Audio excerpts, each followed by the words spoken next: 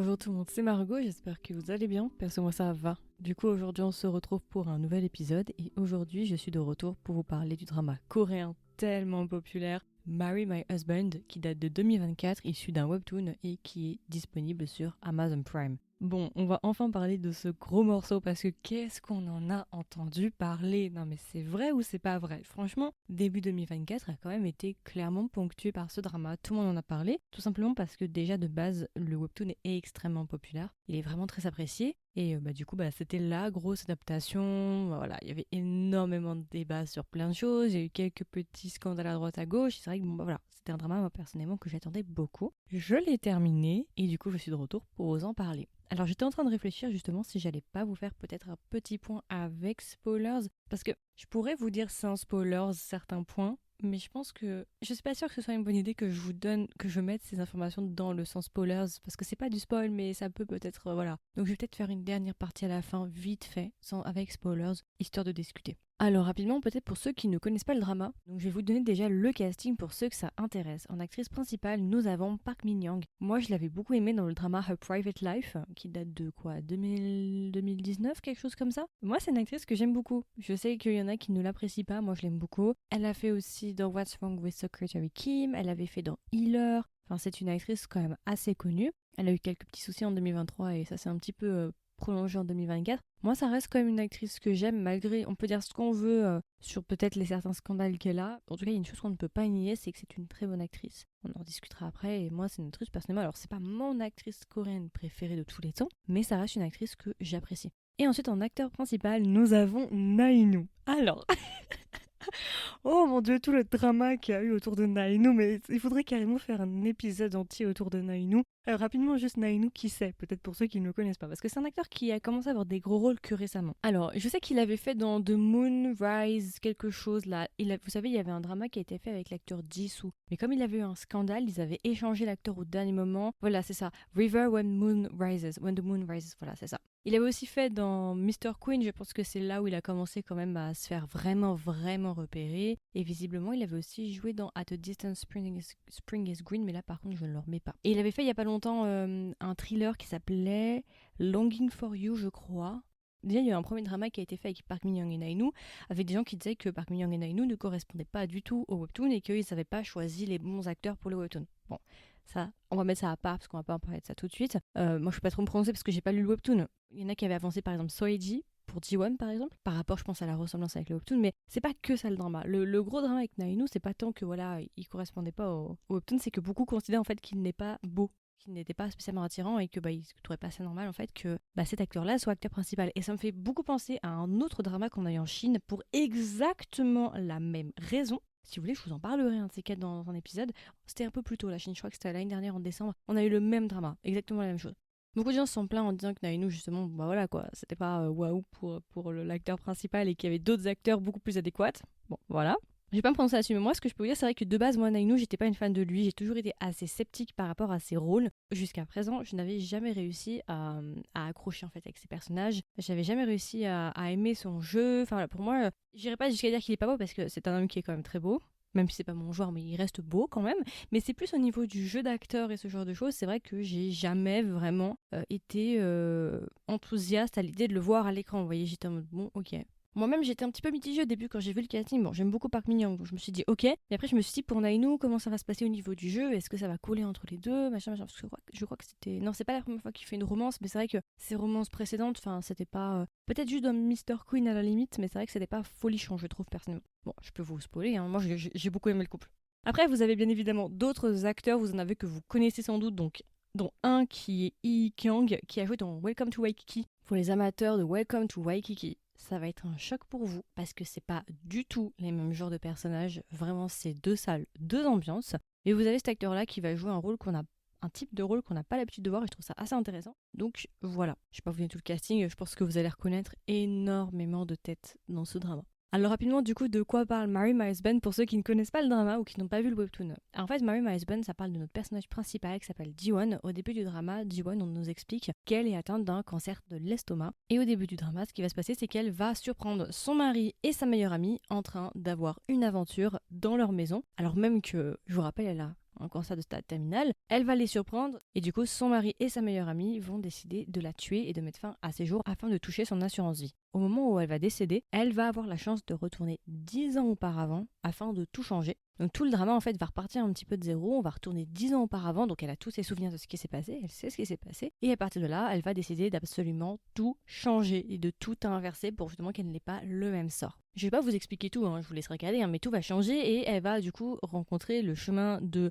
Yoo Ji-hyuk. Alors Yoo Ji-hyuk de base, il a toujours été là. Dans sa première vie, dans sa seconde vie, c'était son boss. C'était son manager. Sauf que dans sa première vie, elle n'était pas vraiment proche de lui, vous voyez, c'était son supérieur hiérarchique. Bon bah voilà, elle a jamais été proche de lui dans sa première vie. Mais dans cette seconde vie, comme elle va avoir la chance de tout changer, forcément elle va prendre des chemins qu'elle n'était pas censée prendre. Et du coup, elle va se rapprocher du personnage qui s'appelle Yoo Ji-hyuk et ensemble, ils vont essayer de s'allier. Une relation va naître entre ces deux personnages-là. Voilà, je ne vous en dis pas plus, je vous laisserai regarder le drama. De toute façon, je pense que vous devez avoir une petite idée de quoi ça va parler. Vous pouvez toujours regarder de toute façon la bande-annonce, mais j'ai pas trop envie de vous en dire non plus.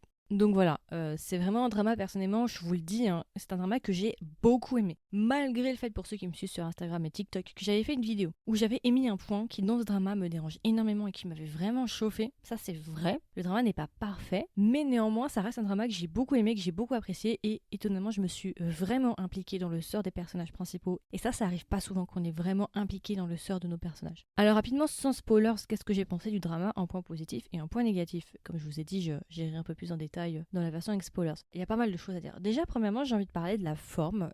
C'est surtout le premier épisode dont je voulais parler. J'ai vraiment été très surprise de voir ce premier épisode à quel point il était bien fait. Je m'explique. Toute la partie où justement elle est dans sa première vie, il y a une attention particulière au visuel. Le drama ne se contente pas de raconter l'histoire au travers des dialogues avec les personnages. Le réalisateur a compris comment raconter une histoire visuellement, avec des plans de caméra, aussi tout en utilisant la musique au bon moment et de la bonne manière. Et ça, j'adore. Et ça, c'est quelque chose que j'adore quand je vois que le storytelling, entre guillemets, est maîtrisé. Ça fait tellement plaisir. Vous verrez, mais toute la scène, par exemple, c'est une scène la scène du taxi quand on commence. Je sais pas pour vous, mais elle est tellement belle. La manière dont les transitions sont faites, comment la musique accompagne tout ça, comment c'est fait, les regards, les plans, les voix off aussi qui sont faites dessus avec les personnages qui parlent par-dessus. J'ai adoré en fait, ça t'accroche tellement dans l'histoire, t'es tellement dedans, cette scène, elle est juste somptueuse. J'ai été vraiment agréablement surpris du premier épisode avec cette scène du taxi qui t'accroche en fait. Ce qui est assez étonnant et ce qui arrive rarement, j'en avais déjà parlé pour un autre drama. Ce drama, au premier épisode, j'ai réussi à m'attacher aux personnages et à leur sort et à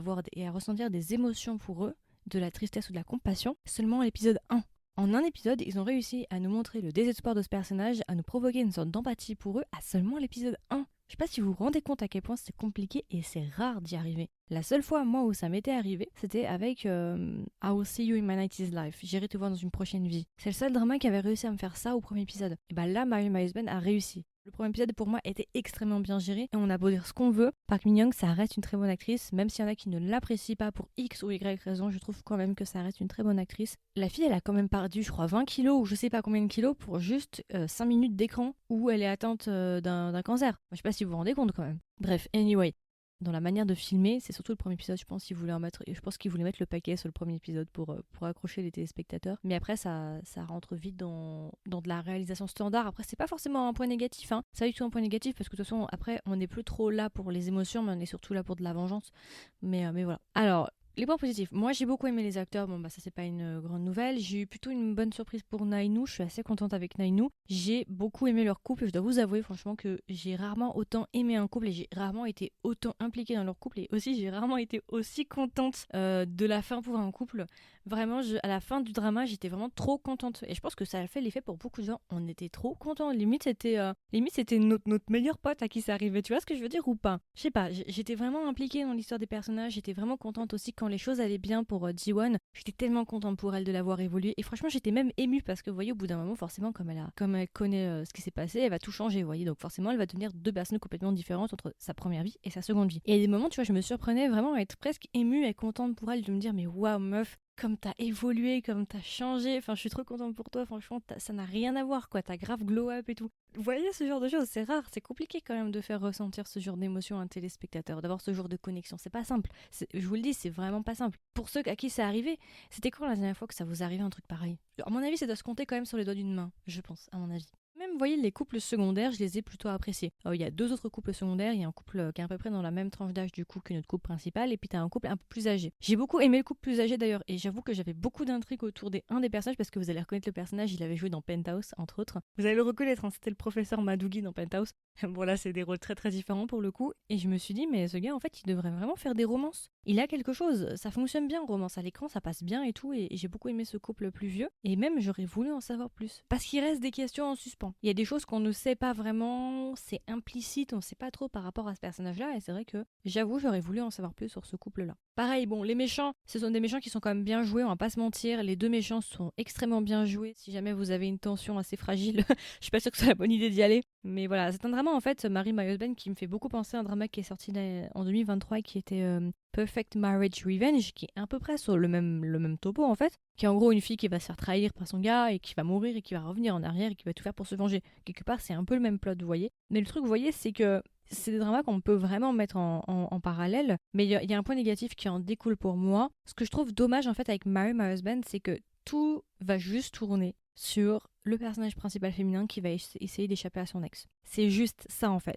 Contrairement à Perfect Marriage Revenge, où en fait l'histoire en fait va beaucoup plus vite. Les choses avancent très très vite dans Perfect Marriage Revenge. Je sais pas si vous vous souvenez, hein, mais franchement à l'épisode 4-5 déjà, la moitié du plot il est plié. En fait, on s'arrête pas juste à tourner autour du pot encore et encore et encore, à essayer de tourner en rond en fait, de résoudre une histoire qui est en fait très facile à résoudre. Alors je trouve que pour Marry My Husband, ils tournent un peu autour du pot. Ils font durer les choses. Et c'est ça que j'ai trouvé dommage. Et ça, j'avais peur parce que quand j'ai commencé à l'épisode 3 et 4, je me suis dit, bon, j'adore le drama, mais ma seule crainte, c'est qu'à l'épisode 16, on ait juste résolu en fait ce problème-là et qu'on n'aille pas au-delà, vous voyez. Donc ça, c'est un peu dommage. Je trouve qu'on tourne parfois un peu en rond. Donc je peux comprendre parce que j'avais vu sur TikTok en fait pas mal d'avis mitigés. Certains disaient que c'était incroyable et d'autres disaient en fait qu'ils avaient drop Marry My Husband parce qu'au bout d'un moment, ils en avaient marre. Je crois qu'ils ont commencé à drop vers 11-12 à mon avis. Et je peux comprendre parce que c'est vrai que si tu regardes le drama semaine par semaine, que 2 épisodes, bah parfois, franchement, t'as des épisodes où il se passe pas des masses. Donc il n'y a pas tout le temps de l'action non plus, vous voyez ce que je veux dire. Donc je peux comprendre qu'il y en a qui aient été frustrés et qui aient abandonné. C'est pour ça que moi perso je suis très contente d'avoir fait le drama presque tout d'un coup, de pas avoir eu à attendre, parce que c'est vrai que sinon je pense que je me serais peut-être lassée ou j'aurais peut-être laissé tomber effectivement. C'est pour ça parfois la manière dont on regarde un drama, ça joue vraiment sur l'appréciation qu'on peut avoir.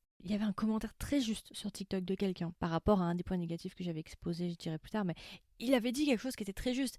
Quand tu t'attends à voir un personnage qui retourne dans le passé pour changer sa vie, tu t'attends à ce qu'elle prenne des choix drastiques. Enfin, elle connaît la réalité des personnes qu'elle entoure. Tu t'attends justement à ce qu'elle fasse les choses bonnes en fait, qu'elle tombe pas autour du pot là, à faire oui mais non. Et ben en fait, malheureusement, Jiwon dans le drama, c'est pas mal de je fais un pas en avant, 2 pas en arrière. Et ça, ça peut être frustrant en fait. C'est l'opposé en fait du personnage de Perfect Marriage Revenge, pour vous dire un petit peu. Je trouve en tout cas. Ou en tout cas, Jiwon prend 3 fois plus de temps à effectuer les choses que notre personnage dans Perfect Marriage Revenge faisait en un seul épisode. Voilà. Je vais pas trop en dire non plus, je vais pas vous spoiler. Dans justement ce concept-là de Marry My Husband, j'ai un problème par rapport à l'importance de l'ex. On va dire ça comme ça. Je vais en parler davantage dans la version avec spoilers. Il y a un truc pour moi qui m'a énormément dérangé et j'ai vu que ça a pas mal suscité de débats dans mes commentaires Insta et TikTok. Attendez-vous quand même à être frustré, je pense, pour beaucoup. Il y a un aspect avec l'ex, je trouve, qui est peut-être too much. Même si c'est le principe de l'histoire, il y a un moment donné, il faut que ça fasse sens, tu vois. Il faut qu'on puisse y croire. Si ça nous sort de l'histoire, c'est qu'il y a un souci.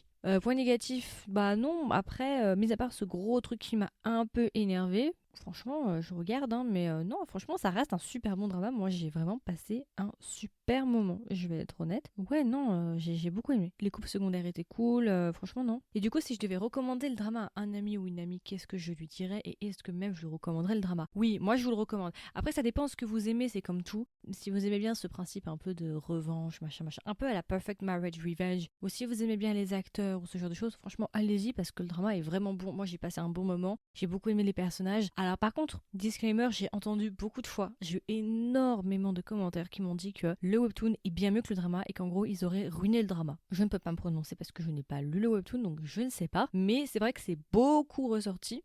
J'ai reçu des DM et des commentaires à l'appel en me disant que le drama était vraiment inférieur au webtoon. Donc pour ceux qui ont lu le webtoon, gardez ça dans un coin de votre tête peut-être, je ne sais pas. Mais voilà, en règle générale, franchement, rien à dire. Si vous aimez bien les office romance avec une fille un peu plus pauvre et un gars plus riche, parce que on l'a beau l'oublier, ça reste quand même ça aussi. Franchement, allez-y, c'est vraiment, je trouve, une très très bonne histoire. Et ça te fait beaucoup réfléchir aussi sur des choix. Il y avait un autre drama, c'était quel drama aussi qui m'a fait la même réflexion il y a pas longtemps et je me suis dit, mais Mais ça te dégoûte en fait des relations. Choisir la mauvaise personne, ça peut vraiment te ruiner ta vie en fait. Ta vie peut être ruinée juste à cause d'une personne. Mais vraiment, juste un mauvais choix. Tu t'es marié avec la mauvaise personne, c'est incroyable. Et ça te fait grave réfléchir aussi, hein. Franchement, ça fait vraiment réfléchir.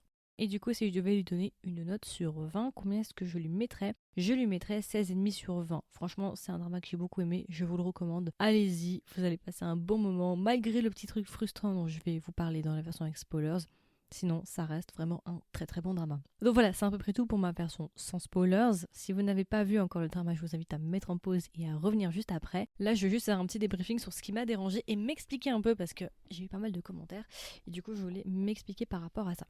Alors du coup, rapidement, petite partie avec spoilers. Alors, qu'est-ce qui m'a dérangé dans Marry My Husband? En fait, le gros problème pour moi de Marry My Husband et ce qui m'a énormément dérangé, c'est la place de l'ex-copain, en fait, c'est même pas l'ex-mari, enfin si c'est l'ex-mari. Et à quel point toute l'histoire tourne autour de lui. En fait, le personnage est un peu valorisé, c'est un peu comme le soleil et les planètes qui tournent autour, ça me fait un peu penser à ça. Tout est centré autour de l'ex. Et en fait, l'ex, c'est un petit peu genre, comment dire, j'ai l'impression que c'est un petit peu le personnage favorisé de l'histoire. C'est-à-dire que toute l'intrigue de dire, bah voilà, il faut absolument que j'échange les mariages et que justement bah ce soit ma meilleure pote qui marie mon copain machin. Le fait de faire un ex comme ça, un ex bourreau, un ex auquel on doit échapper, ça met forcément de facto le personnage féminin en statut de victime en fait. C'est-à-dire que quand tu regardes, on nous fait comprendre en gros que bah quoi qu'il arrive, si on ne suit pas les règles exactes du jeu du destin entre guillemets de faire un mariage pour un mariage, bah finalement elle pourra jamais y échapper. Ce qui me pose problème, c'est le nombre d'efforts et de moyens par lesquels elle doit passer juste pour échapper à une personne. Alors que dans la réalité, comme un commentaire avait dit très justement, quand tu t'attends justement à voir quelqu'un qui retourne dans le passé 10 ans auparavant, bah justement le principe c'est bah voilà, tu coupes les ponts avec la personne, tu la bloques, tu déménages, tu les coupes complètement en fait. Pourquoi elle donnait autant d'importance à ces personnes dans sa vie? Pourquoi les craindre à ce point-là en fait? Comment ça se fait qu'elle subit autant ces personnages? Elle leur donne les personnages ont beaucoup trop d'importance dans sa vie en fait. Pourquoi pas juste les bloquer?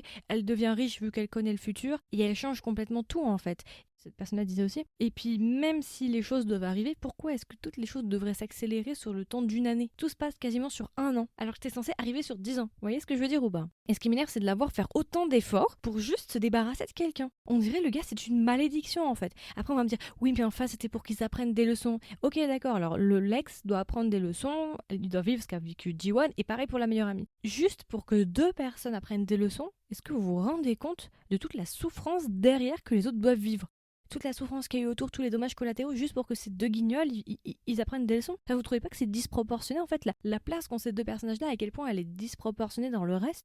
Quand elle dit non mais de toute façon, il faut vraiment qu'ils se marient, parce que s'il ne se marie pas, je finirai par marier avec lui. Pourquoi? Il va te mettre une arme sur la tête pour que tu te maries avec lui?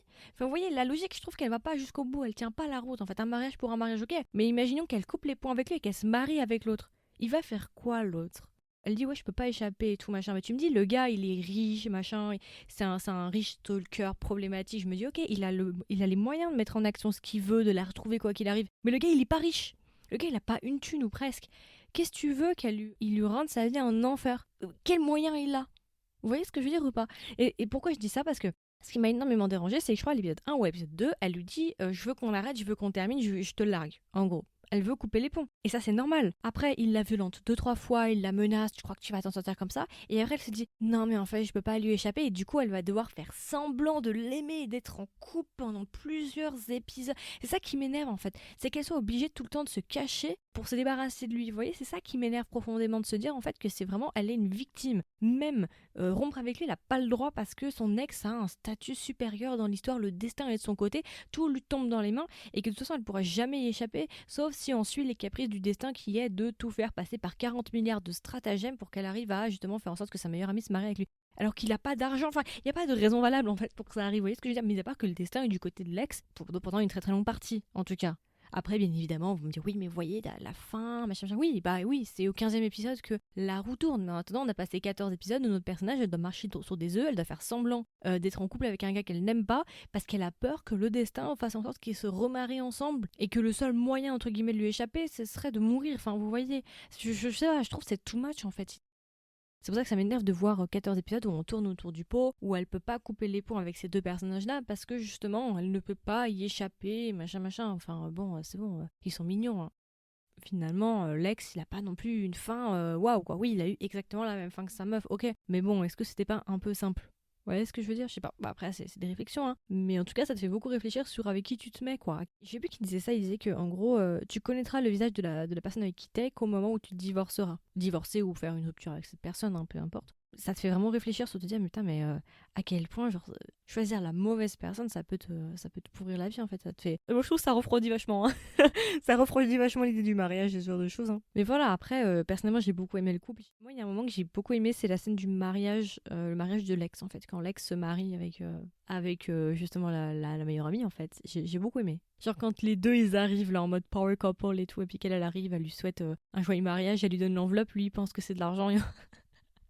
Ouais, j'ai beaucoup aimé. Franchement, c'est un épisode que j'ai particulièrement aimé. Et je trouve que c'était un beau couple. J'ai été tellement contente de les voir se marier à la fin. Franchement, j'ai vraiment été autant contente pour un couple, pour un happy ending assez classique. Vous voyez, là, c'est ils se marient. C'est ils vivent heureux et eurent beaucoup d'enfants, c'est un peu ça. Bon, d'habitude, je suis pas spécialement hyper waouh, quoi. C'est pas mon épisode préféré quand ils se marient et ils ont des gosses. Mais j'avoue que là, on a tellement galéré pour y arriver que j'ai savouré cet épisode parce que je me suis dit, attends, j'ai passé 15 épisodes à douiller.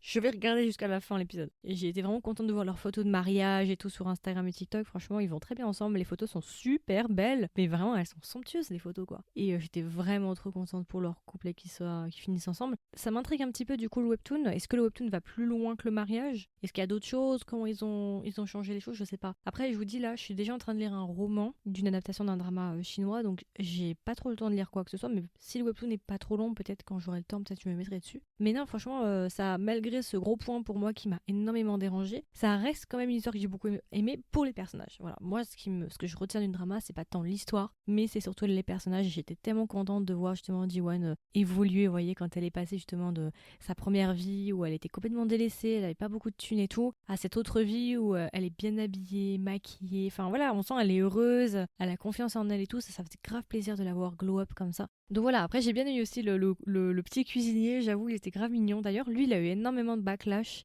Je sais plus à quel épisode c'est, les premiers épisodes lorsqu'il est apparu, parce que dans le drama, il est censé avoir un accent de je sais plus quelle région. Et il y a beaucoup de netizens se sont foutus de lui en lui disant, ouais, en disant justement que son accent était complètement à côté, que c'était n'importe quoi et qu'il en faisait beaucoup trop. Et tu constates après dans les épisodes suivants que l'accent, il est beaucoup moins présent. Je sais pas si vous avez constaté que son accent, il en fait beaucoup moins. Au début, les premiers épisodes, quand il apparaît, il a un accent hyper fort. Et après, dans la suite du drama, son accent, il est presque inexistant. Il est là, mais il est très léger. Donc je pense qu'il a pris en considération ce qui a été dit sur Internet. Il y a eu plein de polémiques autour de ce drama, mais moi, ça reste un drama que j'ai beaucoup aimé. J'ai adoré le couple plus vieux, du coup. Et la grosse question, du coup, qui s'est posée pendant le moment, c'était est-ce que, justement, le bras droit, là, du grand-père, est-ce qu'il venait du passé, lui aussi, et qu'il avait tout changé? Alors, il me semble pas que ça a été dit officiellement à voix haute, mais je pense sincèrement qu'il revient du passé, enfin qu'il revient du futur, du coup pas du passé, mais qu'il revient du futur et qu'il, entre guillemets, voulait la sauver ou parce qu'elle allait avoir le même destin ou quelque chose comme ça, j'en suis sûre. De toute façon, il n'y a pas d'autre raison. Pourquoi justement d'un coup il apparaît à certains moments, à certains endroits, c'est bien pour une raison. Et j'ai bien aimé aussi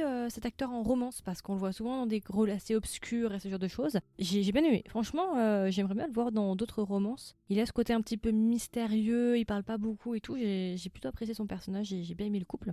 J'aurais voulu en voir plus d'ailleurs avec eux. Mais voilà, franchement, j'ai passé un super bon moment et j'avoue que ces derniers temps, je m'ennuie un peu. Il n'y a pas grand chose. Maintenant que j'ai regardé ce drama, il n'y a pas grand chose. C'est un peu la dèche. Donc voilà, c'est à peu près tout. Du coup, c'était ma version entre guillemets complète sur le drama Marry My Husband.